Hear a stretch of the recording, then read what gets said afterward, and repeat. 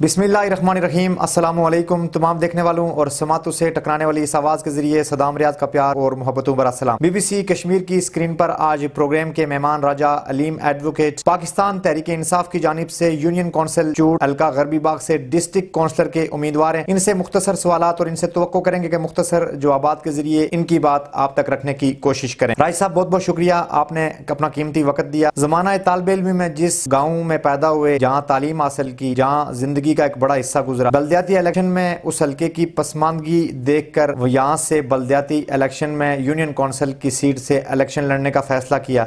क्या ये बात दुरुस्त है? तो भाई, थैंक यू वेरी मच, आपने मुझे प्रोग्राम में इनवाइट किया और ये बात बिल्कुल दुरुस्त है कि ज़बाना तालिब इल्मी में मैं आपको ये कह लूँ कि मैंने FSC जो की थी वो गवर्नमेंट इंटर कॉलेज मलोड से की थी और मैट्रिक भी। तकरीबन 5-5.5-6 किलोमीटर हाइट के ऊपर हमारा स्कूल और कॉलेज था। तो बड़ा टफ दौर गुजारा है। मुझे आज भी याद है कि 8th के पेपर हमारे स्कूल में नहीं होते थे। 8th क्लास के पेपर हम देने के लिए मलोड गए तो हमारे उस वक्त बर्फ पड़ी हुई थी, मार्च का महीना था और हमारे 1-2 साथी जो है उस पर बेहोश हो गए थे। बात यह है कि उन महरूमियों को देख कर ही मैंने इस एक्टिव पॉलिटिक्स में और फिर बल्दियात के इस निज़ाम के अंदर मैंने कहा मैं सियासत करूँ ताकि अपने लोगों को उन मसाइल से जिनसे मैं खुद दो चार हुआ हूँ उनसे बचाया जा सके। राइस साहब पाकिस्तान मुस्लिम लीग नून के मरकजी मजलिस आमला के मेंबर भी रहे। पाकिस्तान मुस्लिम लीग नून को खैराबाद का आज़ाद कश्मीर में होने वाले गुज़िश्ता इंतखाबात में पाकिस्तान तहरीक इंसाफ का हिस्सा बने। पाकिस्तान मुस्लिम लीग नून को क्यों छोड़ा और पाकिस्तान तहरीक इंसाफ का जब हिस्सा बने, क्या सोच कर पाकिस्तान तहरीक इंसाफ के चेयरमैन इमरान खान के नज़रिए को अडॉप्ट किया? एक्चुअली बात ये थी कि पाकिस्तान मुस्लिम लीग नवाज में भी इन्हीं महरूमियों को सवाल करने के लिए हम गए थे और जब हम शामिल हुए थे मुस्लिम लीग नून में, उस वक्त प्रेसिडेंट मुस्लिम लीग नून के जनाब राजा फारूक अदर साहब थे। मैं पर्सनली उस मीटिंग में मौजूद था। मेरे साथ मेरे बड़े भाई कैप्टन रिटायर राय सलीम इकबाल साहब भी थे। तो उन्होंने ये कहा था कि गरबी बाग समझे मेरा हल्का होगा और मैं महरूमियों का अजाला करूंगा। लेकिन चंदा 5 साल गुजारने के बाद ना तो रोड का इंफ्रास्ट्रक्चर बेहतर हो सका, ना कोई और इस तरह का डेवलपिंग का काम हो सका कि जिसको हम बुनियाद बनाकर लोगों को कहते। अब दूसरा आपका सवाल का दूसरा हिस्सा कि पाकिस्तान तहरीक इंसाफ में मैं समझता हूँ कि इमरान खान की जो 22-26 साल सियासी कोशिश और काविश थी, उसने जिस निज़ाम के साथ वो टकराया, मैं ये समझता था कि आज़ाद कश्मीर के अंदर भी, और आप खुद इस चीज़ को देख लें कि पाकिस्तान मुस्लिम लीग नवाज को छोड़ने का, आपको सदाम साहब याद होगा कि फारूक अदर साहब ने भी बल्दियाती इंतखाबात का बड़ा डोंग रचाया था जब उन्होंने आज़ाद कश्मीर के अंदर मुस्लिम लीग नून के लिए उन्होंने वोट मांगे थे। लेकिन बाद में वो 5 साल पूरे बल्दियाती इलेक्शन नहीं करवा सकी और मैं समझता हूँ आज मेरा फैसला 100% दुरुस्त था और बेहतरीन फैसला था कि मैंने एक ऐसी पॉलिटिकल पार्टी को ज्वाइन किया जिसने इक़्तिदार को निचली सतह पर मुंतकिल करने का एक बहुत खूबसूरत जो है फैसला किया। यूनियन काउंसिल चूड़ से पाकिस्तान तहरीक इंसाफ के टिकट पर उम्मीदवार हैं।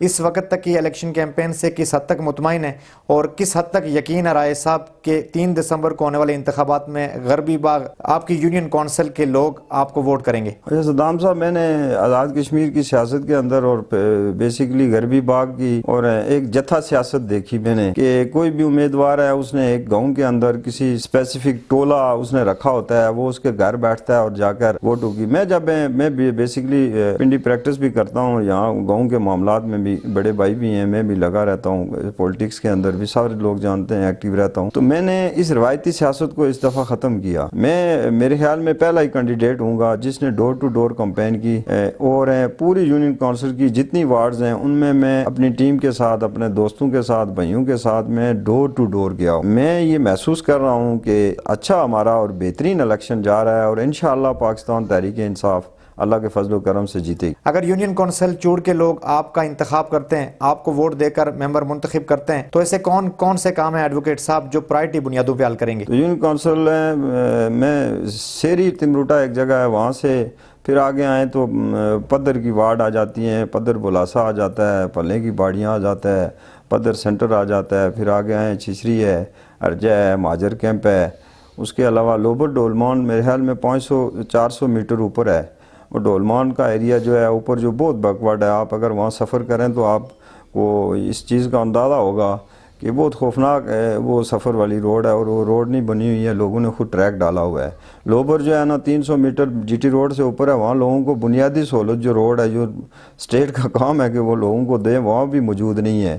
بجلی کے جو پولز ہیں، میں ایک جگہ دنیاٹ گیا پیدل 2 کلومیٹر پیدل چل کے، ایک جگہ گاڑی کھڑی کر کے ان لوگوں کے پاس گیا تو وہ تقریباً 500 600 میٹر کے اوپر ایک جو ہے نا سپین کھمبوں کا ہے پاس۔ وہاں پہ جو میں جہاں جس گاؤں کا ہوں، جو وارڈ بگلیج لہری ہے، اس کے ساتھ گن کوٹلی اور ٹوپا لگتا ہے، بہت بڑی آبادی ہے وہاں میں سمجھتا ہوں گرلز انٹر کالج ہونا چاہیے، اور وہاں پہ زچہ بچہ سینٹر یا بنیادی سہولتیں جو خواتین کو وہاں میسر ہونی بہت ضروری ہیں کہ وہاں پہ ہاسپٹل ہو، اور وہاں پہ کوئی بیمار ہو جائے تو اس کو اٹھا کے ارجے لانا، اور وہ روڈ کا انفراسٹرکچر ہی نہیں ہوگا تو آپ ارجے تک آئیں گے کیسے؟ ایڈوکیٹ صاحب، ایک طویل عرصے تک ریاست میں آل جموں کشمیر مسلم کانفرنس کی حکومت رہی۔ الکا غربی باغ سے سردار عتیق احمد خان صاحب کا بھی تعلق ہے۔ الکا غربی باغ کی پسماندگی کے ذمہ دار کن کن کو ٹھہراتے ہیں آپ؟ صدام صاحب، بات یہ ہے کہ جب آپ ٹھیکیداری نظام کے اوپر کوئی بھی پولیٹیکل سنیریو کو ٹھیکیداری نظام کے اوپر دے دیں گے، سب اچھا کی رپورٹ آپ اپنے اوپر سینئر کو دیتے رہیں گے، وہ کوئی پولیٹیشین ہو یا کوئی محکمہ ہو،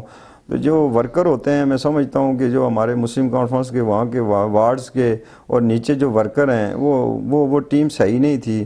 سردار عتیق احمد خان کو وہ گائیڈ لائن نہیں دے سکے، وہ ان کو بتا نہیں سکے کہ یہاں لوگوں کے مسائل کیا ہیں۔ آج جب مسلم کانفرنس میرے خیال میں کوالہ سے منگ بجری تک ہی رہ گئی ہے، کوئی اس سے زیادہ آگے وہ میرے خیال میں ٹریول نہیں کر رہی، تو میں سمجھتا ہوں کہ اب سردار عتیق صاحب وہ وارڈ میں جاتے ہیں، اور اللہ کے فضل و کرم سے اس میں ہم لوگوں کی 18-20 سالہ محنت شامل ہے۔ 1996 سے لے کر 2021 تک آنورڈ 25 سال ہو گئے ہیں، اس میں ہماری محنت شامل ہے۔ مندگی کی بیسک ذمہ دار تو مسلم کانفرنس، اس کی قیادت اور اس کے ورکر ہی ہیں۔ رائے صاحب، اس بات میں کس حد تک صداقت ہے کہ آپ کے بھائی راجہ سلیم صاحب نہ ہوتے تو آج آپ کو اپنی یونین کونسل سے پاکستان تحریک انصاف ٹکٹ نہ دیتی؟ یہ بات مانتے ہیں؟ میں دیکھیں، اس چیز سے کوئی ڈینائڈ نہیں ہے کہ کیپٹن ریٹائر راجہ سلیم اقبال صاحب کا اپنے علاقے میں اور ہمیشہ کلیدی اور مثبت رول رہا ہے، اور میں بحیثیت پولیٹیکل ورکر ہیں، میں سمجھتا ہوں کہ میری اپنی بھی ایک جدوجہد ہے، لیکن کیپٹن ریٹائر راجہ سلیم اقبال صاحب وہ کیونکہ ایفیلیٹڈ ہوتے ہیں، میں پنڈی میں پریکٹس بھی کرتا ہوں، وہ جماعت کے ساتھ جڑے بھی ہوتے ہیں، وہ معاملات بھی دیکھتے ہیں، تو ظاہر ہے انہوں نے الیکشن لڑنا نہیں تھا، تو میں اس لیے پاکستان تحریک انصاف کا ٹکٹ میں نے اپلائی کیا، تو مجھے کوئی ان کے ہونے کی وجہ سے مشکلات نہیں۔ 10 سال سے زائد کا عرصہ گزر گیا، پروفیشنل پریکٹس کر رہے ہیں، وکیل بھی ہیں، زندگی کی کوئی تلخ حقیقت اگر سننے والوں کو شیئر کرنا چاہیں تو مختصر کیمرے کی آنکھ میں آپ شیئر کر سکتے ہیں۔ زندگی کی تلخ حقیقتیں تو بہت ساری ہوتی ہیں صدام صاحب۔ تو تعلیمی کیریئر میں جب 9th کلاس میں تھا تو میں FG boys high school Okara Cantt میں پڑھتا تھا، اور میرا بہت اچھا شاندار تعلیمی کیریئر جاری تھا۔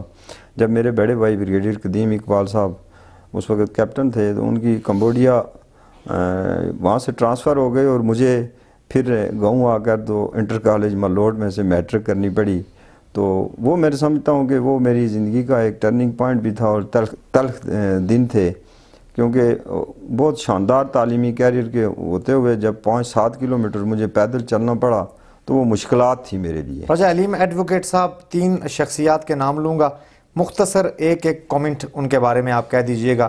سردار عتیق احمد صاحب کو کوئی مشورہ دینا چاہیں؟ سردار عتیق احمد خان صاحب ابھی بھی اگر اپنی جماعت کو افراد کے ٹولے سے نکل کر اگر خود عوام میں آئیں تو وہ مقبول ہو سکتے ہیں۔ اور راجہ مبشر اعجاز صاحب پاکستان پیپلز پارٹی کے جنرل سیکرٹری ہیں، اور میں سمجھ نہیں ہے کہ وہ آزاد حیثیت سے الیکشن لڑ رہے ہیں، اور پارٹیوں کے ساتھ وہ کہتے ہیں نا، موج ہے دریا بیرون دریا کچھ نہیں، تو میں ان کو یہی مشورہ تھا کہ وہ پاکستان پیپلز پارٹی کے ٹکٹ سے اگر الیکشن لڑتے تو غربی باغ کے لوگوں کے لیے بہتر ہوتا۔ میجر ریٹائرڈ لطیف خلیق صاحب، میجر صاحب اللہ پاک ان کو صحت اور لمبی زندگی دے، ان کی بہت بڑی سٹرگل ہے غربی باغ میں، جن لوگوں نے لوگوں کا استحصال کیا ہے ان کے خلاف بڑی جدوجہد ہے۔ راست ٹائم بھی ہم جب ٹکٹ ہمیں ملے تو اس وقت بھی انہوں نے یہ ڈیسائیڈ کیا، اپنی یونین کونسل چھوڑ کر وہ مکھیالہ میں آ گئے۔ دونوں ملتی ہیں، یونین کونسل چلے جائے، لیکن ان کا اپنا ووٹ میرے خیال میں ووٹ جو ہے نا مکھیالہ میں نہیں ہے۔ انہوں نے کہا یہاں سے میرے نصر اللہ الیکشن لڑ رہا ہے تو اس کے خلاف میں خود الیکشن لڑوں گا۔ انتہائی دلیر بے باک آدمی ہیں، اور اللہ پاک ان کو صحت دے، ان کا سایہ قائم رکھے وہاں کے لوگوں کے اوپر۔ تو وہ بہترین سیاسی کارکن ہے۔ رائے صاحب بہت بہت شکریہ، آپ پروگرام کا حصہ بنے۔ آخر میں یونین کونسل چوڑ حلقہ غربی باغ کی سننے والی ماؤں، بہنوں، بیٹیوں، دوستوں، بزرگوں، چاہنے والے سپورٹرانز اور حلقے میں بسنے والی عوام کو کوئی پیغام دینا چاہیں تو کیمرے کی آنکھ میں آپ دے سکتے میں نے جو محسوس کیا ہے کہ وہاں پہ لوگ ہیں مسلم کانفرنس کی وجہ سے خوف کا شکار ہیں، اسے آج بھی سمجھتے ہیں کہ پتہ نہیں سردار عتیق خان خدا نخواستہ کہیں سے پھر وزیر اعظم بن جائیں گے یا کوئی ایسا معاملہ ہو جائے گا۔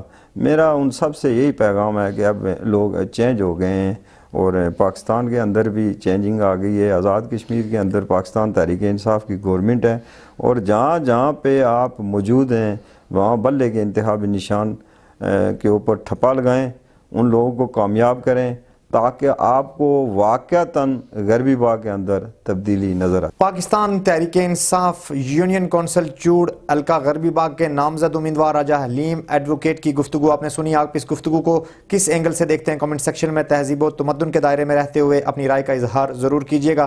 زندگی نے وفا کی اور سانسوں نے ساتھ دیا، تو اگلے پروگرام میں پھر کسی سیاسی شخصیت کے ساتھ آپ سے ملاقات ہوگی۔ نیک دعاؤں میں یاد رکھیے گا۔ اللہ نگہبان۔